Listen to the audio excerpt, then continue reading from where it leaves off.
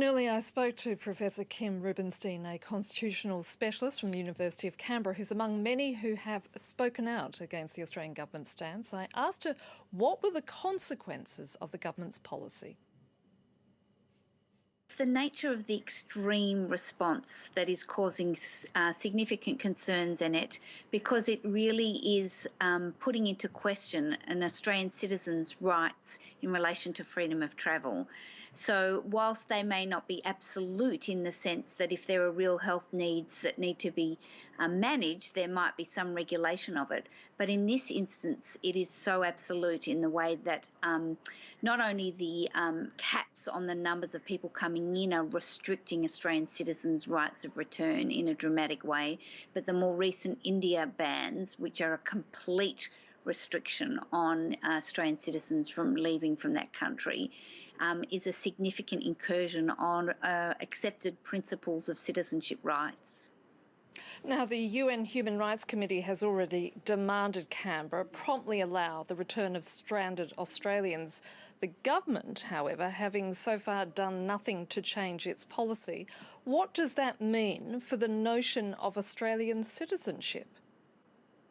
So it places it under a very vulnerable, in a vulnerable context. And I think it's interesting, the UN committee has not given its final determination. This is actually an interim measure, but the interim measure shows how serious it is to breach Article 12.4, the right of a person to return to their own country. So they've requested Australia to return those two individuals. Now, they are not in India. They are people who are outside of that country who have been limited by the caps on travel.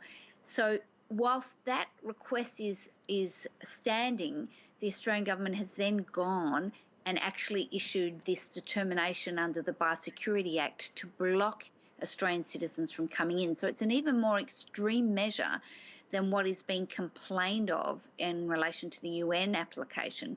So it's concerning on two levels. One, because the Australian government is not, in this instance, responding positively to the UN's request.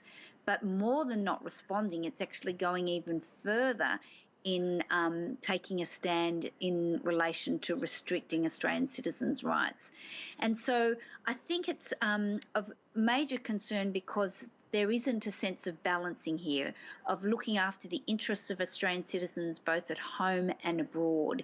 It is solely concerned with Australian citizens at home without taking into account sufficiently, in my view, and perhaps not even lawfully according to the Biosecurity Act, in terms of what the government can do under that Act, the rights of Australian citizens who are outside of Australia presently. Professor Kim Rubenstein from the University of Canberra.